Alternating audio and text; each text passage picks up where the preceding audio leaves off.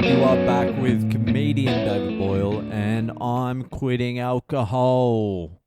So I had a chance encounter with a fucking old friend today. I went to pick up a wooden toy chest because the fucking kids' toys are fucking everywhere, and you just need something to dump them in. So I drove like half an hour to go get this fucking wooden toy chest. I picked it up, and then I needed to go to the fucking supermarket to pick up some other shit. I was on some errands today.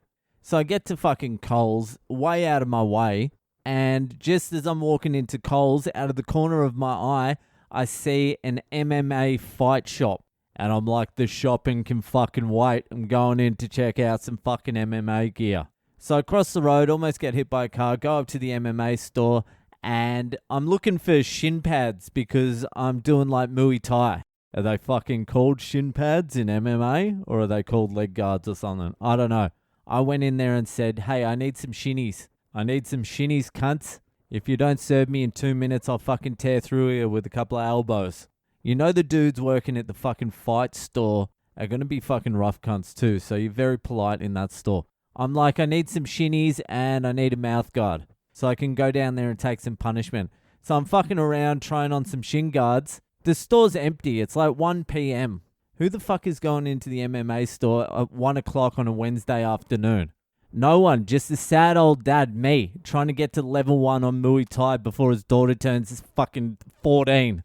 So I've tried on one of the shinnies and I'm taking a little walk around to see if it's comfortable. And I look up and I turn my head, and who's there? Fucking Miles Milson, my old fucking comedian partner in crime.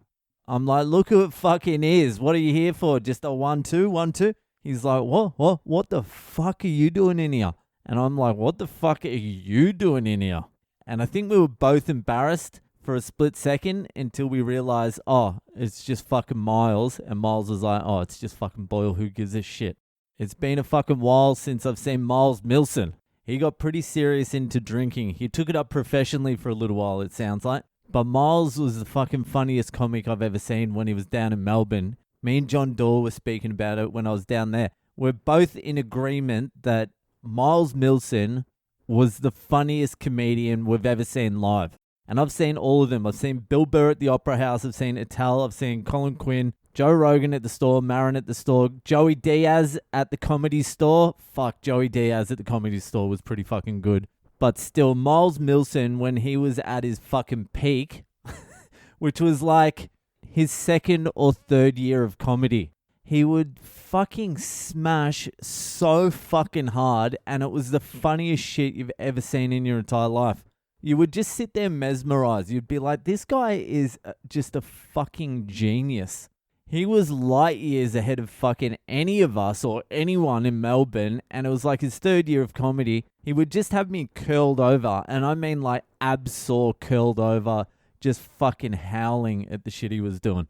But he was young, and he was dumb, and he was arrogant, and he thought he was fucking better than everyone. And then he took some acid and started drinking heavily, moved back to Sydney, and I think he blew everything up in Sydney. From what I've been told by other comedians and him, he would just walk into comedy clubs, demand to be put on, then bomb, then abuse the crowd, then abuse the other comedians, and basically mic drop and walk out, and then the next day ask for another gig there. So I think he burnt quite a lot of bridges when he first came to town. But in his like third or fourth year of comedy, he was as good as I've ever seen on stage. He could also bomb too. He definitely wasn't afraid of the old bomb. But even when he was bombing, he'd still get someone. I remember this gig we did at this fucking place called, what's the Latin word for fucking seize the day or whatever? Fucking Carpe Diem. This place called Carpe Diem, it was upstairs, and it usually had a shit crowd. Just say there was like 10 people there. There was like a few drunks, and then there was like 4 suits in like the second row. And everyone's just eating shit. And then Miles gets on, and I swear to God, those 4 suits in the second row were basically falling off their fucking chair with Miles. But with the rest of the crowd, he was bombing hard. But that's what he was like. I was like, fuck, he at least gets 1 or 2 people in every crowd. He would fucking get 1 or 2 just curled over. And a lot of the time, he would get the whole fucking crowd curled over. But even when he was bombing, he'd still fucking hit 1 or 2 people. But of all the people, I've always been with Miles. Like, I fucking just hope he can fucking pull it together long enough to become a success, because he should be like international fucking, he should be huge. He should be one of the biggest comedians in the world. But, you know, there's a fine line with comedy between super funny train wrecks and just not being able to do comedy at all. Like, it's very difficult for a super funny train wreck these days to make it in comedy. It's just fucking difficult, because most people would prefer a less funny comedian doing like consistently good, instead of like a once in a generation comedian doing some fucking crazy shit every night. I prefer the crazy, but with the crazy, you also get the crazy. And it's hard to rely on crazy. But we went downstairs and we spoke for like fucking 2 hours or something.